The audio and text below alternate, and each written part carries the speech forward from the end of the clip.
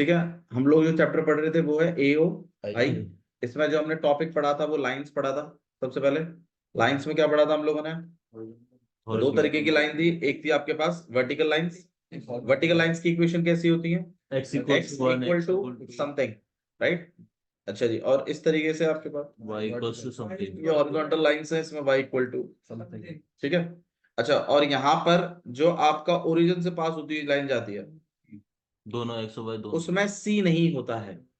हाँ, मतलब वो कुछ ऐसी होती है ax plus by equals to 0, ऐसे करके देखें। इसमें c क्यों नहीं होता? Yogesh please, I am not in the mood for jokes. ठीक है, ax plus by equals to 0, ठीक है। यहाँ पर x equal to a, y equal to b। Origin से पास होने वाली लाइन में c नहीं होगा, ओके। और ऐसे ही रैंडमली जो लाइनें बनती हैं उसमें आपके पास c होगा। यहाँ पर ax plus by plus c equals to origin वाले पे c 0। क्यों नहीं होता? ओरिजिन वाले में c नहीं होता, ये इसकी पहचान है। इनमें ना हो गया, इन वाली में भी नहीं, इस वाली में तो y इक्वल टू b करके होगा ना। इस तरीके से लाइन होगी उसमें x इक्वल टू a।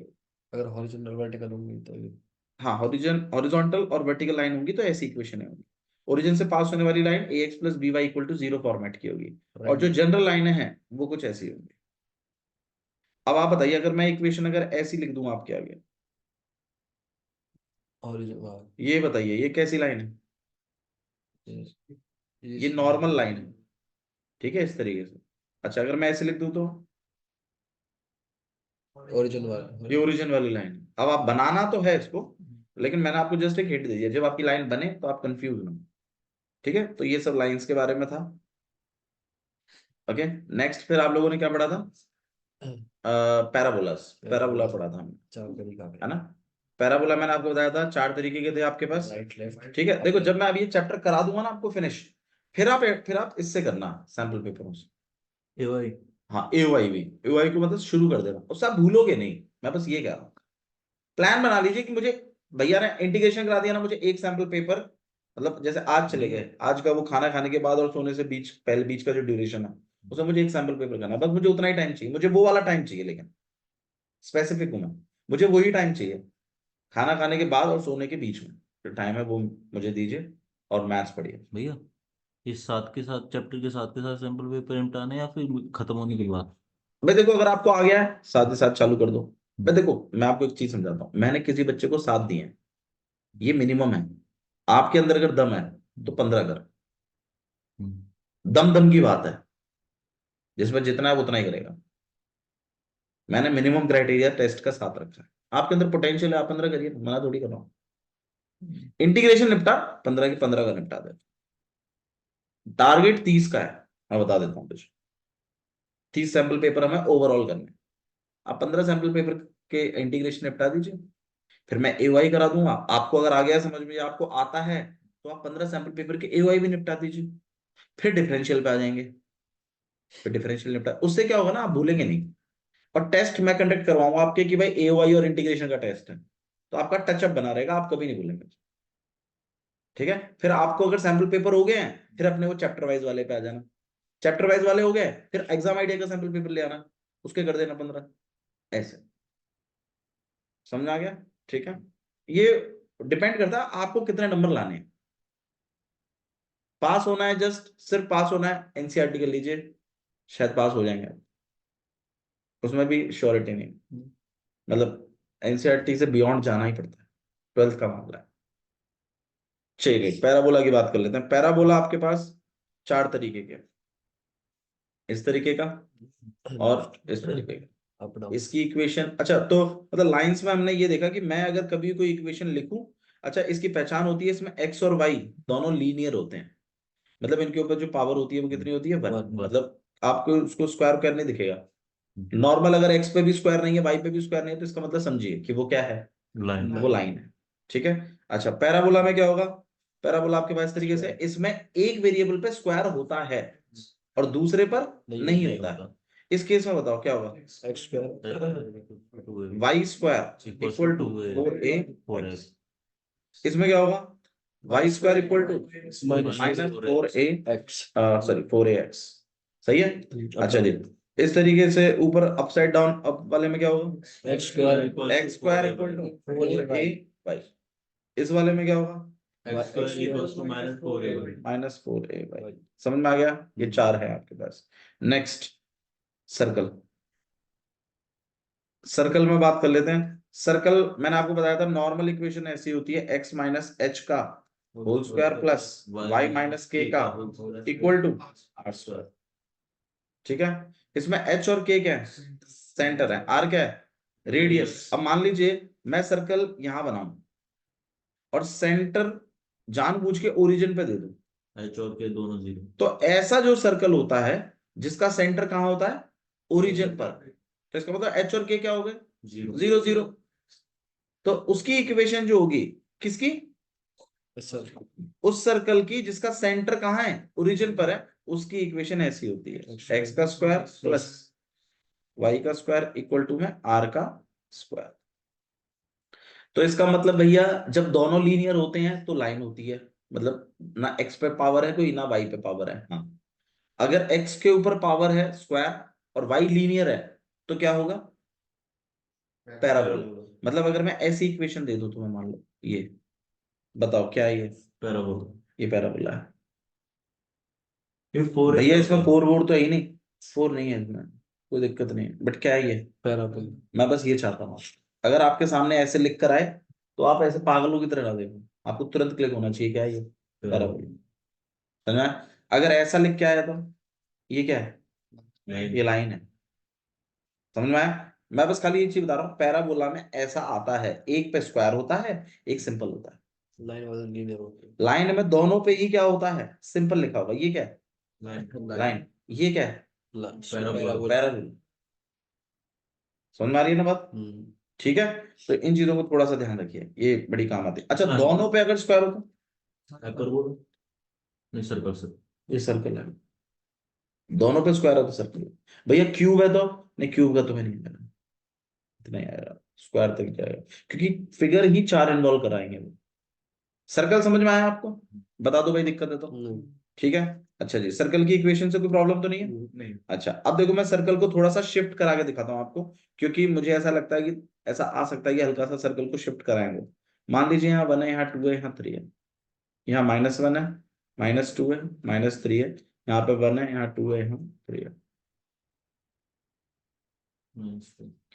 अब अगर मैं ऐसा सर्कल लिख दूं, x-2 का whole square plus y square equal to 2 का स्क्वायर। अब आप मुझे ये बताइए इसमें सेंटर कहाँ है? 2,0।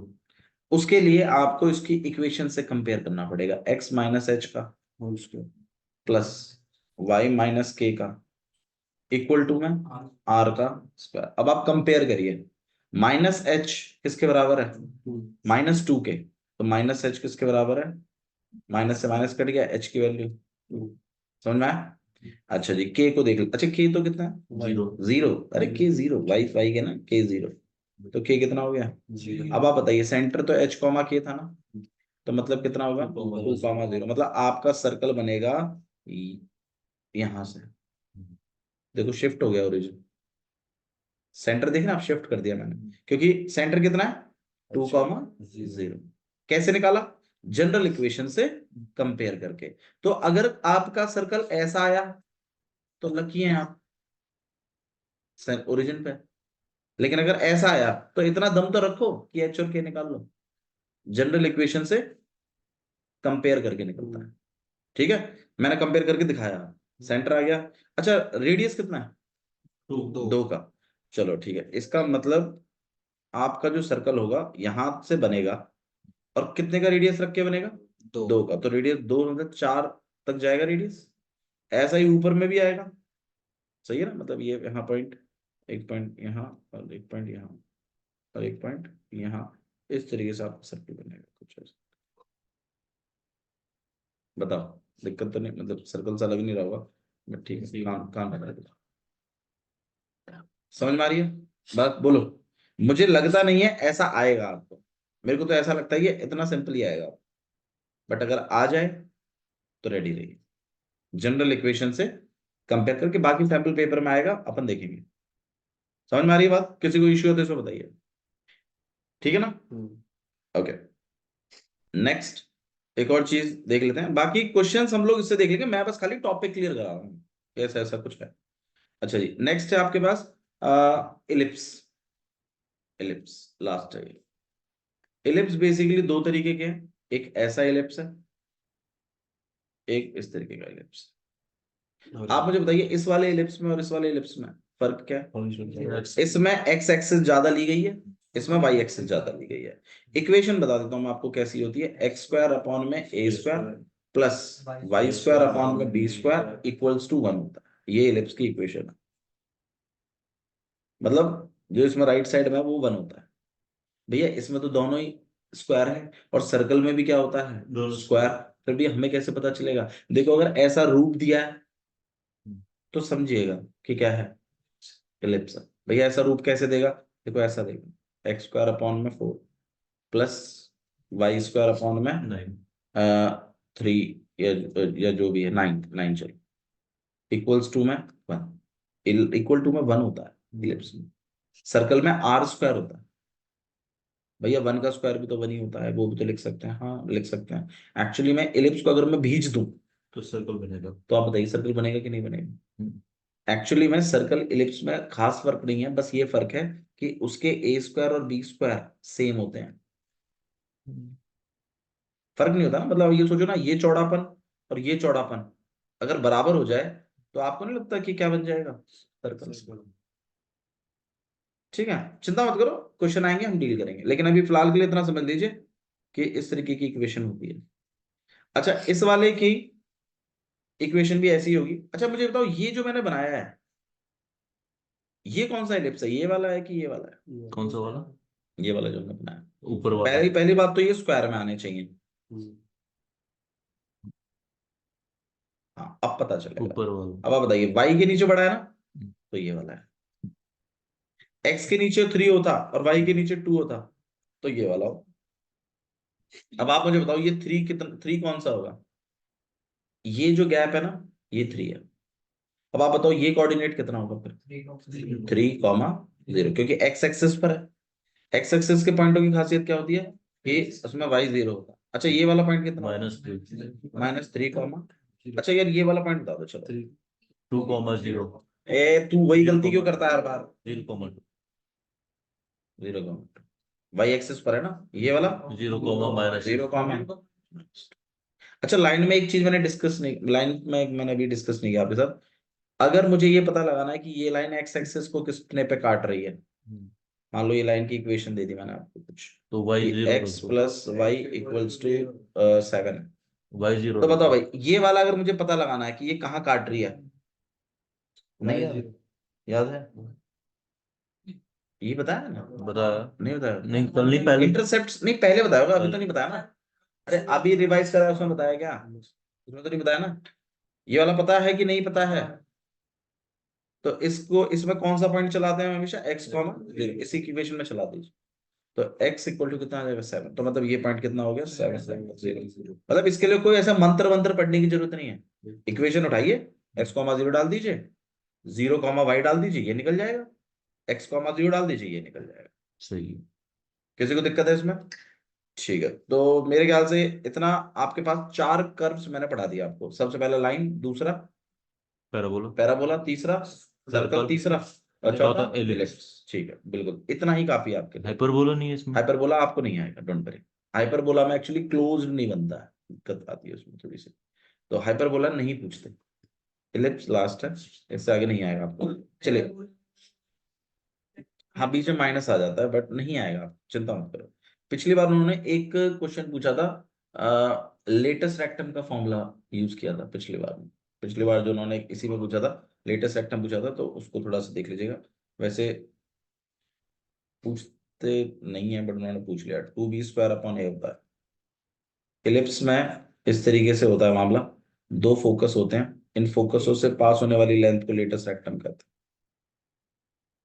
ठीक है, इसका फॉर्मूला इसको कैलकुलेट करने का तरीका है 2b² अपॉन a, ये होता है। ठीक है, चले कोई नहीं, यहां तक हो गया। अब ए वाई के बारे में थोड़ा सा जानिए, और कि आपको क्वेश्चंस कैसे आएंगे। आपको क्वेश्चन ऐसा आएगा कि एक पैराबोला है इस तरीके से, और एक लाइन काट रही है ऐसे, इस पैराबोला की इक्वेशन है वाई, वाई नहीं, हाँ वाई स्क्वायर ही चलेगा, वाई स्क्वायर इक्वल टू में एक्स मान लीजिए, और इस लाइन की इक्वेशन है x plus y equals to 3, ऐसे करके। पूरी ही है। हाँ, इस लाइन, पूरी लाइन तो एक ही होती है इस तरीके। अब आपको क्वेश्चन आएगा कि आप मेरे को ऐसा फिगर बताइए जो फर्स्ट क्वार्टर, मतलब वो एरिया निकालिए। एक्चुअली मैं पता, एओआई को मेरे को पर्सनली ऐसा लगता है ये जो चैप्टर है ना, ये लगभग एरिया रिलेटेड टू सर्कल से काफी मिलता जुलता है। उसमें क्या करते थे उसमें हम ये पता लगा देते कि किस एरिया में से क्या एरिया हम क्या करें, माइनस, कि मामला निकल के आए। एओआई का एक और दूसरे एक एओआई का एक और नाम भी है, एरिया अंडर द कर्व्स। मतलब ये है कि अभी तक आपको मैथ्स में जब कभी भी ऐसे स्क्वायर का एरिया निकालना है फॉर्मूला है, रेक्टेंगल का निकालना है फॉर्मूला है, लेकिन मान लीजिए कुछ ऐसा है और मुझे ये एरिया कैलकुलेट करना है, तो इसका मैथ्स में कोई जुगाड़ नहीं है क्योंकि ये कर्व भी ऐसा है छोटा सा। तो उन्होंने बोला कि इसका क्या बना लो, फंक्शन बना लो। भाई ये कर्व किसी फंक्शन का ही होगा, मान लीजिए एक्स स्क्वायर का है। अब अगर मैं ये पता लगा लूं, तो इंटीग्रेशन आपको अलाउ करता है कि यहां से लेकर यहां तक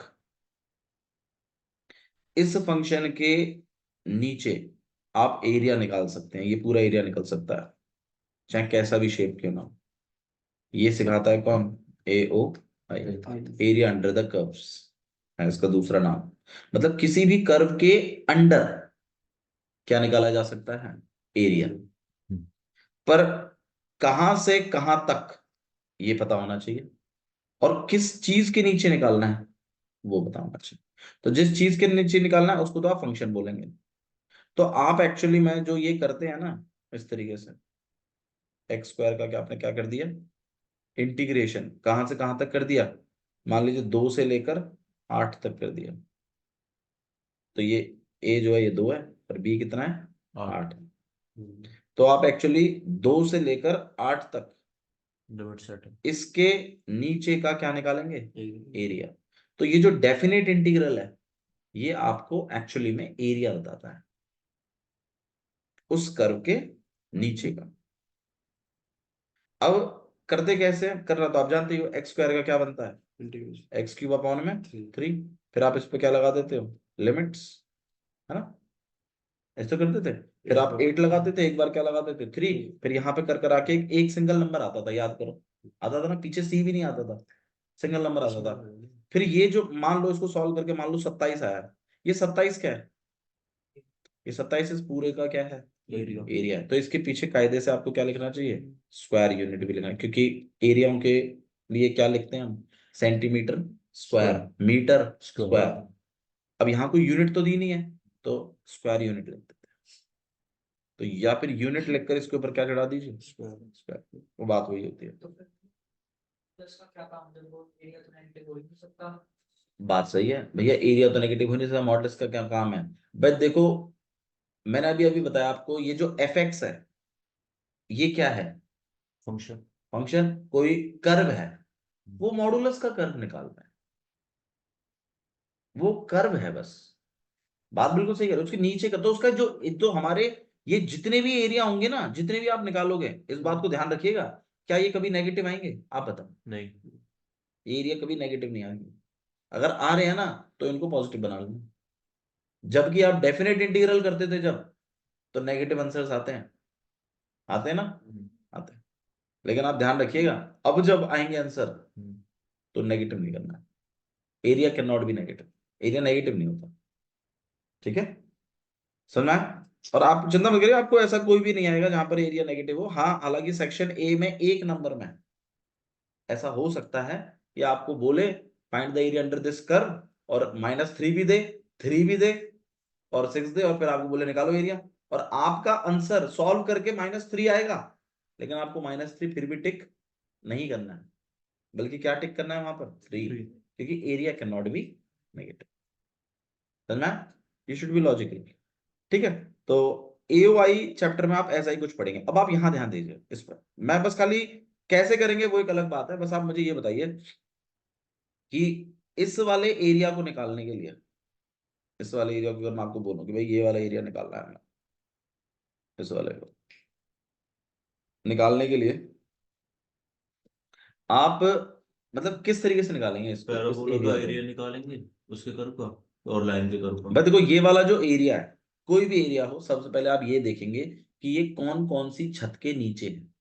देखो ये जो फंक्शंस है ना, इनसे घबराइए नहीं, ये आपके फ्रेंड्स हैं, ये छतें हैं, ऐसे सोचो, ये छत है।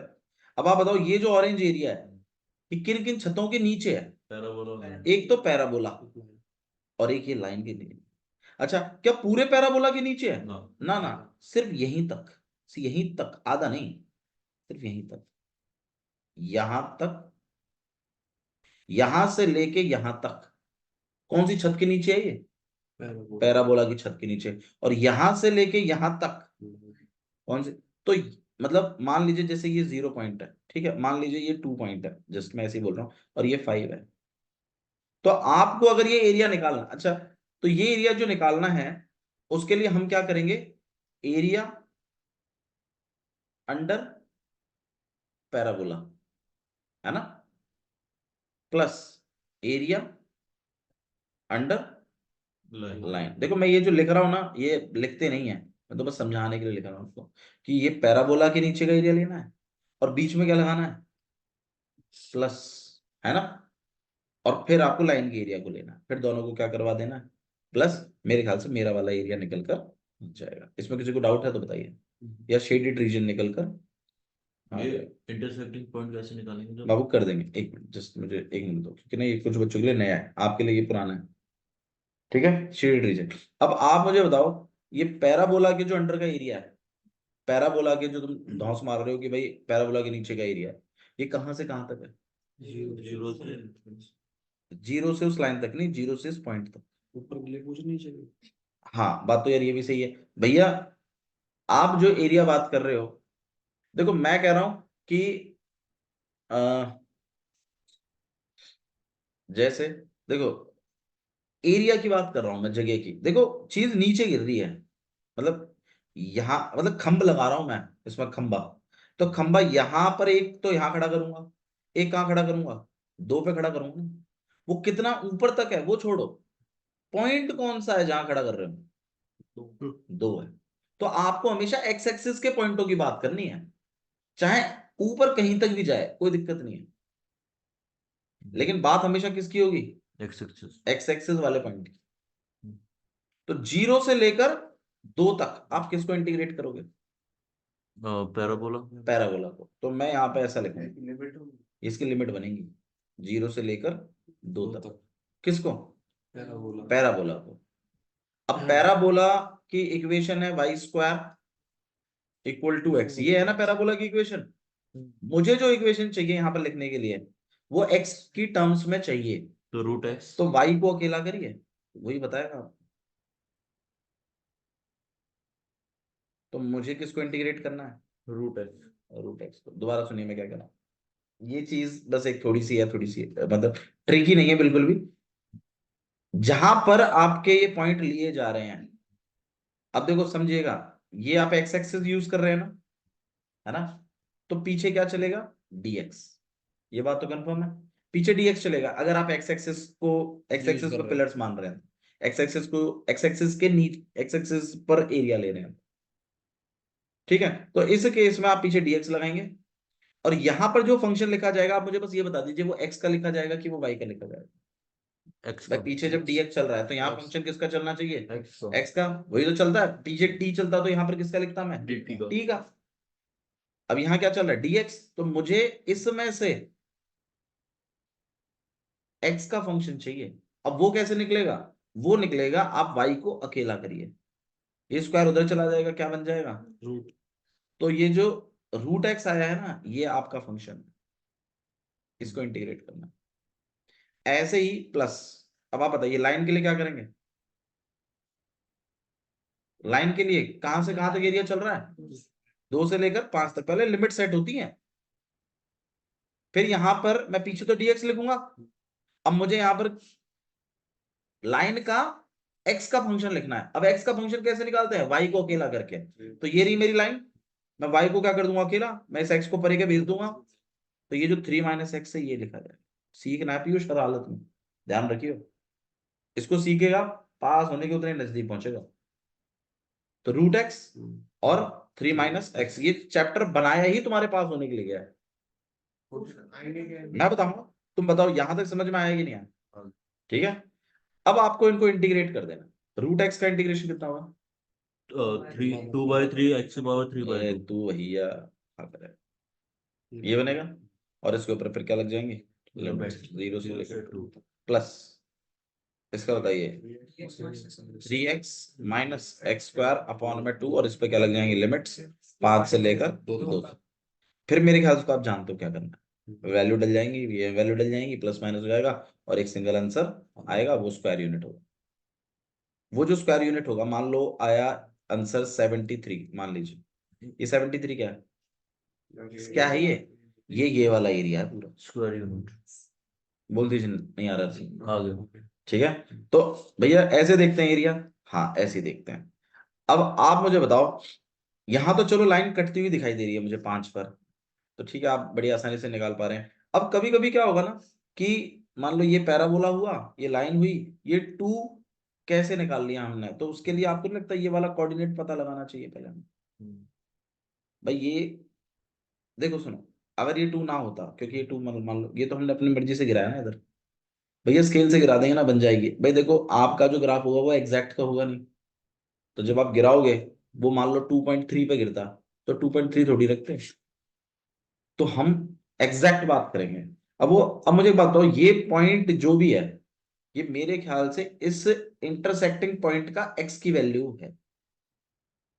मान लीजिए यहाँ पर एक पॉइंट मैंने, मान लो मैंने अगर ये इंटरसेक्ट निकाल लूं 2,5, तो आप बताओ ये पॉइंट कैसे बना है, ये यहाँ से कितनी दूरी पर है 2 से, और यहाँ कितनी दूरी पे 5 पे, तो मुझे भी तो यही चाहिए था। तो अगर ये इंटरसेक्टिंग पॉइंट निकलेगा तो जो उसकी एक्स की वैल्यू होगी वो तो ये डाउनवर्ड वाली होगी। तो इंटरसेक्टिंग पॉइंट्स निकालने पड़ सकते हैं आपको, ऐसा हो सकता है।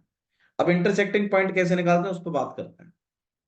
मुझे एक बात बताओ, तुम एक मेथड यूज करते थे लाइंस में, एलिमिनेशन मेथड, याद है तुम्हें? हाँ उसमें क्या करते थे आप, x plus y equal to 3, एक होता था x minus y equal to 5, ये भी लाइन है ये भी लाइन है, तो साइन चेंज करके मतलब ये एक लाइन है ये एक लाइन। तो तुम जब इसको सॉल्व करते थे तो तुम्हें x और y मिलते थे, हाँ या ना? एक मान लो 2 आ गया और एक मान लो 5 आ गया, मान लीजिए जस्ट। तो ये जो 2 सॉरी हाँ ये 2 और 5 आए हैं, ये क्या है, क्या है ये? कोऑर्डिनेट ये इन दोनों लाइनों के मिलने के कोऑर्डिनेट्स होते हैं। जो एलिमिनेशन मेथड से जो आप एक्स वाई निकालते थे वो एक्चुअली में उन दोनों लाइनों के मिलने के कोऑर्डिनेट्स होते हैं, वो होते थे एक्स वाई। इसीलिए हम सिर्फ इंटरसेक्टिंग लाइनों के ही सॉल्यूशन निकालते थे, क्योंकि उन्हीं के ही मुमकिन है, पैरेलल लाइन तो कटेंगी नहीं। ठीक है, ऐसा कुछ आपने पढ़ा है, बट चलिए इस मेथड में बच जाइए। लेकिन एक मेथड था जो सदाबहार है, सब्स्टिट्यूशन मेथड, ये सदाबहार है। सब्स्टिट्यूशन मेथड कुछ बच्चों को थोड़ा सा मुश्किल सा भी लगता है, हालांकि कुछ का फेवरेट भी है। तो सब्स्टिट्यूशन मेथड भी तो इंटरसेक्टिंग पॉइंट दे सकता है ना। सब्स्टिट्यूशन मेथड की खासियत ये है कि चाहे आपका कर्व पैराबोला हो या लाइन हो, इनका भी काम करता है। कैसे भैया? भाई ये जो पैराबोला होगा इसकी इक्वेशन होगी वाई स्क्वायर इक्वल टू में एक्स, सही है। ये जो लाइन होगी इसकी इक्वेशन होगी x plus y equal to में 2, मैं ऐसे रैंडमली ले रहा हूं। तो आपको क्या करना है वो सुनो, आपको इसकी इक्वेशन को उठाकर इसमें डाल देना है। अब बताइए एक्स की जगह क्या चल रहा है, वाई स्क्वायर, तो मैं इसमें वैल्यू डालता हूँ, एक्स की जगह क्या चला दूंगा y square plus y equals to 2 में दल लिया,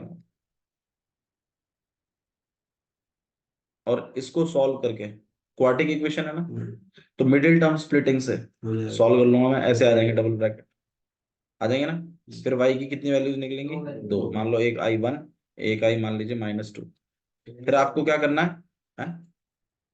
फिर आपको क्या करना है, इस वैल्यू को उठाकर किसी भी इक्वेशन में डाल दीजिए, इसमें डाल दीजिए चाहे इसमें डाल दीजिए, x की वैल्यू भी निकल आएंगी, x इक्वल टू मान लीजिए 2, यहाँ पर आया x इक्वल टू 5, जो भी है, तो आपका पॉइंट निकल गया।